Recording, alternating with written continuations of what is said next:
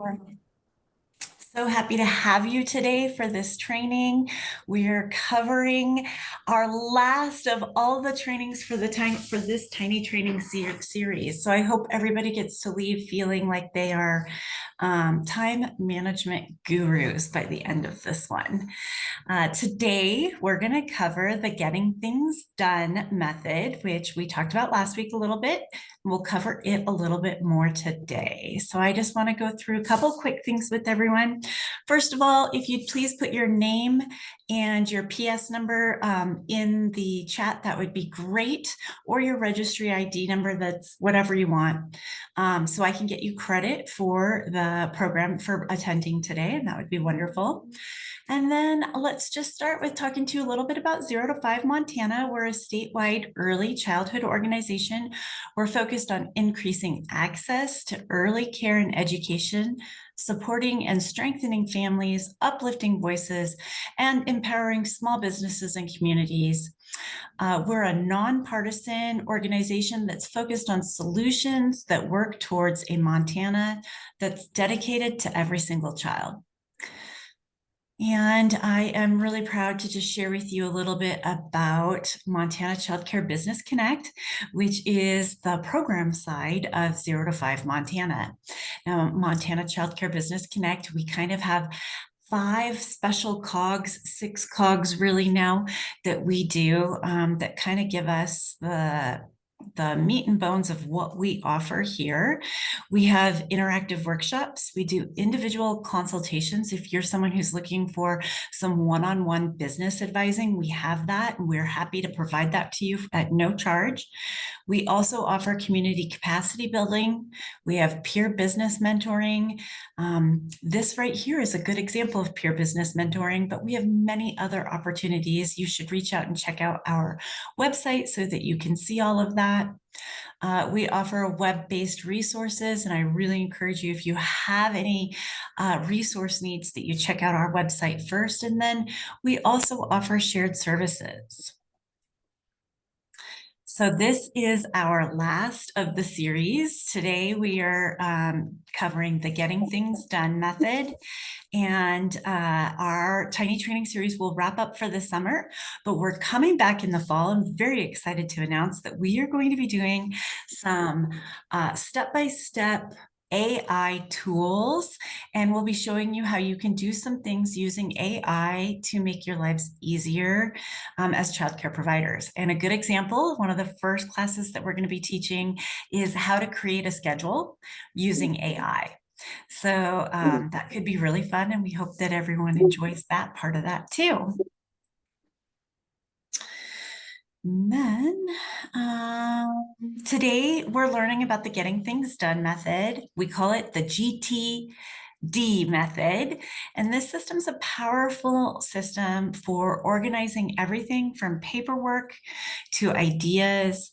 It is going to help you with your follow-ups.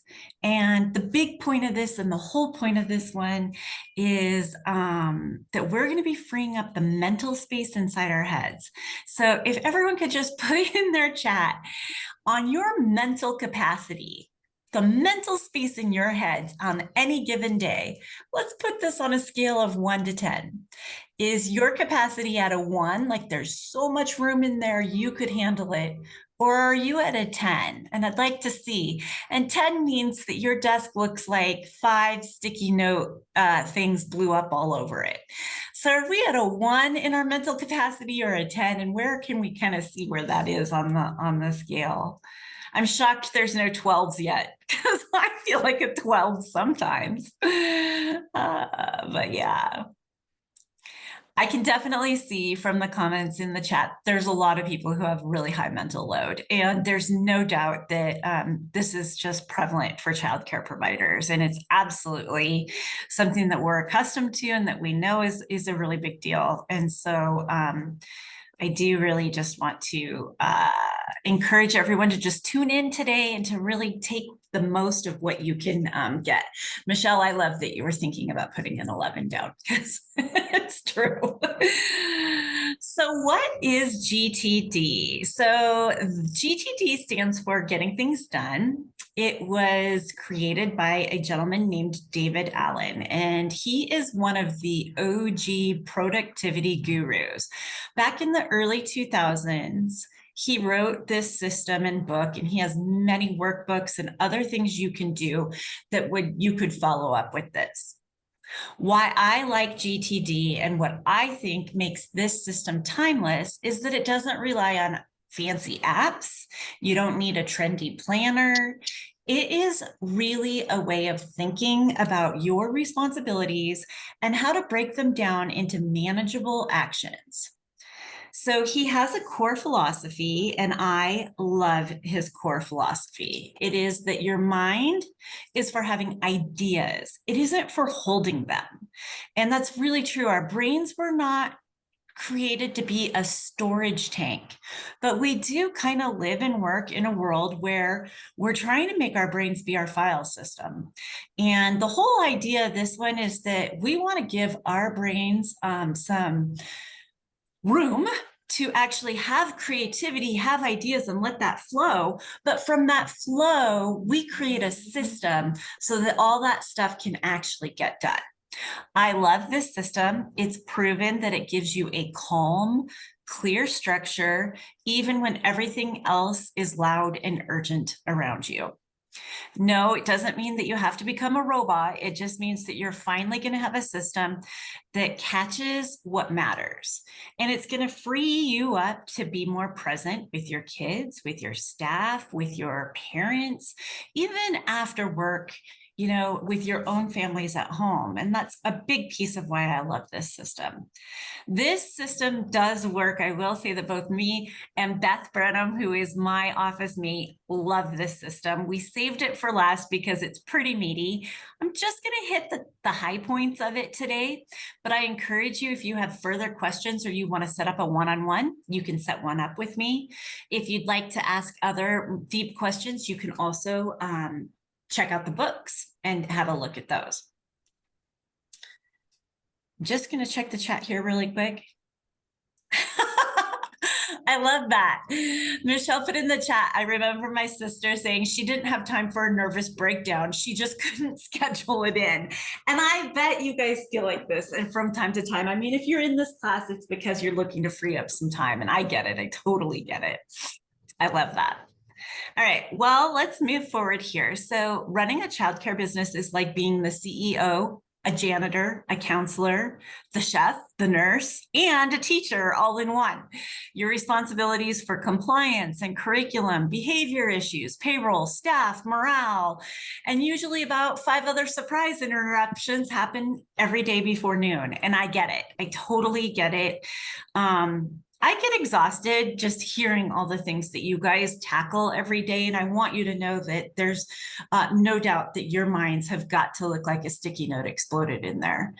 That's why the GTD method is such a good fit for childcare providers. It actually gives you a framework to handle the moving parts. Instead of keeping a mental list and scrambling at the end of the day, GTD is going to help you sort through it all in actual time. You'll be doing it as these things are popping into your head, which is really cool. You don't have to remember it all anymore. You can build a trusted system so that your brain doesn't have to keep tabs on every single open loop. It's not just about being productive. Oh, if we can just mute ourselves, that would be awesome. Let's take care of that really quick. All righty.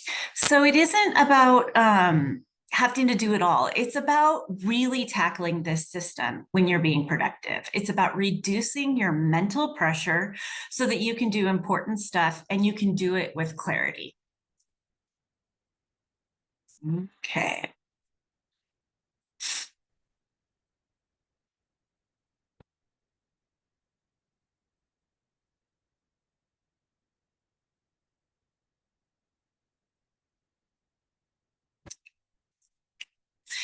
So there's 5 steps in the Getting Things Done system, and each one helps you take back control from the chaos in your life. Here's the steps. Number 1, you're going to capture. So in capture, we want to grab everything that has our attention. Number 2, you're going to clarify. And in that step, that's where you're going to decide what each item means. Number 3 is organize, and that's where you're going to put those items where they belong. And then we're going to reflect, and reflecting is really important. This is where you're going to review your system. You're not going to have perfection right at the get-go. This is where you're going to adjust and retry. And then you're going to engage. You want to use your system to decide what to actually do. You want to think of GTT like building a playroom. First, you're going to gather all the toys from around the house. That's the capture. Okay. Then you're going to sort them into categories. That's kind of the clarify.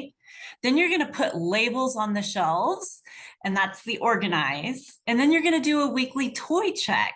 You can reflect. Maybe the toys need to go with a theme for the week or something like that. Maybe they need to be rotated. And then you're going to do the most important thing about having the toys, which is play with them. Play with the kids and see what they're doing for your little ones in your program. So let's start with capture. So maybe you could start by writing down or collecting, or just write this for a future thought, all the things that are pulling at your attention. So these could be ideas, reminders, tasks, questions, emails, anything that takes mental energy, really. You can capture on paper, your phone, or your sticky notes app, whatever works. It doesn't matter.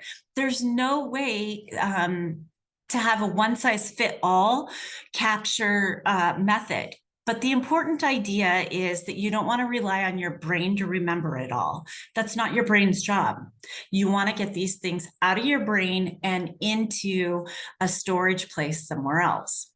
So some specific childcare captures might include something like, remember to text a parent about something. You had a broken high chair that you need to fix. You're needing to reprint some allergy lists. You're wondering about staff evaluations. This is like sweeping everything that's on your desk off of it into one big pile. After you captured it, you can sort it. But first, we just need to gather it all. So the next step is going to be clarify. And that is, now that you've captured everything, now you want to ask, what is this? Is it something that you need to do? Is it something that you need to file away? Is it something that you need to delegate? Is it something that you need to discard? Does that sound like something you've already heard? It's the Eisenhower matrix. And notice how that matrix has been so time proven that it falls through in all of these categories. If it's actionable, what is your very next step? So you don't have to write staff evaluations. You can write print evaluation forms for Jamie and Brooke. So you can make like those next steps what you're putting down, and think of it like breaking things up into smaller chunks. Be specific and clear when you're doing this part. Or the lists are just going to become overwhelming. I mean, gosh, if you guys had something that said, write parent handbook, get accounts payable, and update emergency contact forms. Those are 3 huge projects. Maybe what would be better is to think about the first 1 or 2 steps in those projects, put that on your sticky note, and then you can get it off your plate. When those are done, you can go back to new sticky note ideas. Be specific and clear, or the list is just going to be overwhelming. Getting things done teaches you to break things down into the next physical, actionable item, because that's where momentum lives. Like we talked about last week, when we check something off and we're done, that is where your momentum lives, and you can move on to your next task.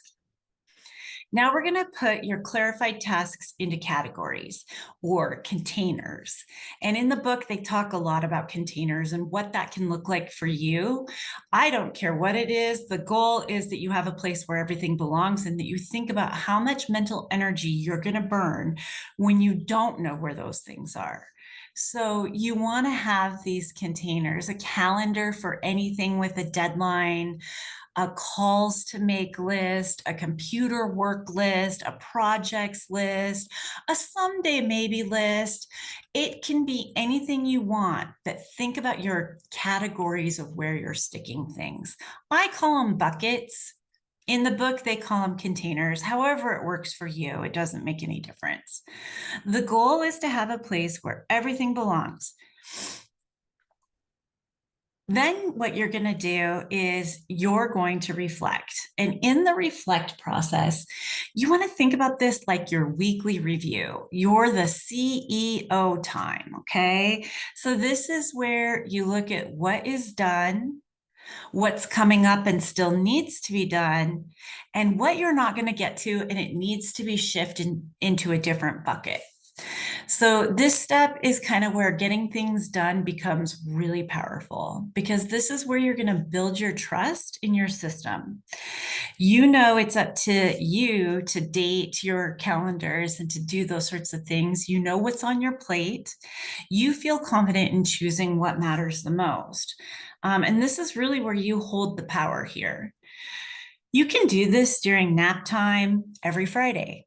Brew yourself a cup of tea and sit down with your planner, or whether maybe it's a Trello board or a Monday board, or maybe it's simply just a notes app on your phone, and ask yourself these things. What did I get done? What's going to come up next week? What did I forget to capture? What's rolling around in there that I forgot to stick on a sticky note? And then, are these the projects that need next steps? Okay, so I will caution that sometimes we have rolling around in our head really fun ideas.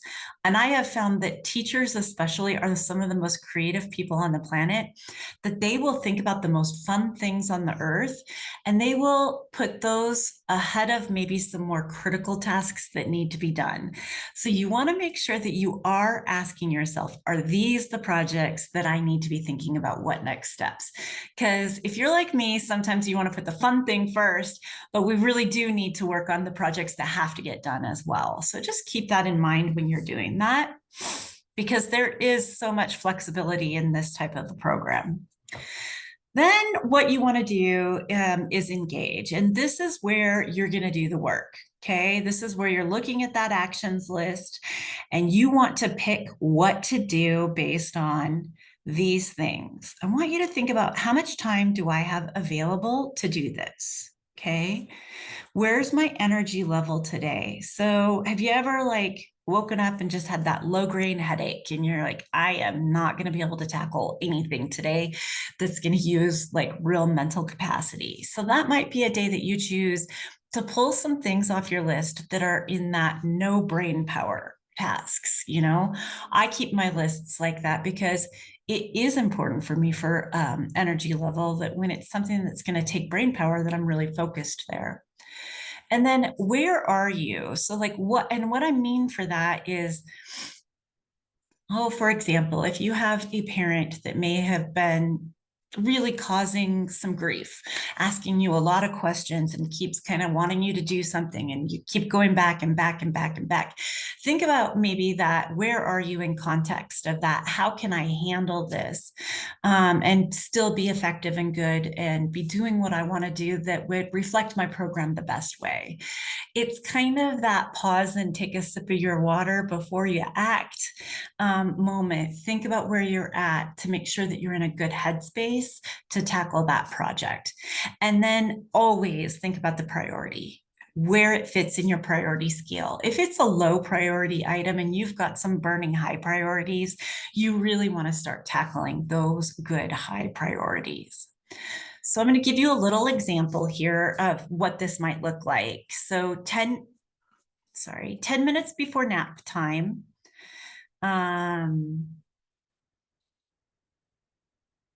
Sorry, gotta get you back now. Okay, so let's think about this now. 10 minutes before nap time, you want to pick up, make a quick parent call, okay? And then that is quiet during nap time. You could update maybe a tuition spreadsheet. If you're tired and grumpy, maybe that's when you're going to want to do emails or something non-brain. This is not where you want to be working on tax forms. And then you don't have to stare at a massive to-do list anymore. You just want to work smart, not stressed. Okay, so here, let's do it together. If we were gonna do all this, so if we want to capture, that's where you're gonna write it all down, clarify, that's where you're gonna figure out what is the next action, organize. This is where you're gonna pop it in your calendar, make that phone call, do the project, whatever it is that's gonna get you there. Reflect is going to be, when am I going to review this? And then engage is going to be, what will I tackle today? Okay. So tools, what I love about GTT is that you don't need fancy tech, but if you like a digital tool, there are some good ones that you could use. Google Keep or voice memos to capture your thoughts that are rambling is great. A lot of childcare providers love Trello, Asana. I love a Monday board. All of those are great places for capturing and organizing a good project to walk it through step by step. You can use your Google Calendar or a paper planner. You can use a to-do list or a tracking, notes tracking. I love sticky notes.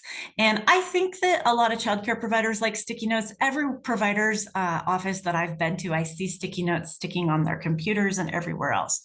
You can use a whiteboard and actually organize that jumbled mess of sticky notes into your categories using this system. The best tool though, and I really want to stress this, the best tool is the one that you'll actually use. So don't overthink this. Start small and build from there. If you're not going to use it, it's not going to be helpful or productive. And then I just really want to remind everyone to pause. Think about how amazing you are already. You're taking this class, you're probably taking a lot of other classes. You're really trying to better yourself and your business. I want you to take your foot off your throat and remember that this is a practice. You're going to mess up. You're going to forget steps. You will get overwhelmed, but that's okay. It's just little by little, and your mental load will shift. I guarantee it. Start with capturing and clarifying. Then maybe you want to build. This is a habit building system. Then you can add in the organization and the reflection process. Your mind is going to start to feel clearer. You'll sleep better, and you'll finally have a system that honors how much you actually do in a day. I really want you guys to pause. Please write down in the chat right now one thing that you're very proud of yourself that you've accomplished this week. I don't think you guys do this enough, and I really want that.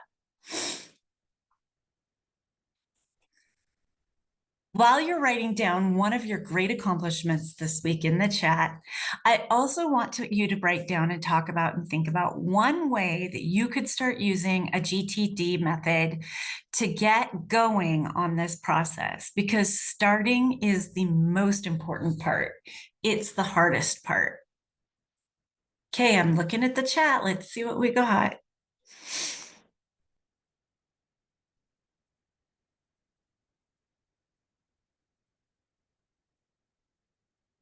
Christy says, clean my office and go through several sticky notes. I love it, Christy. Thank you.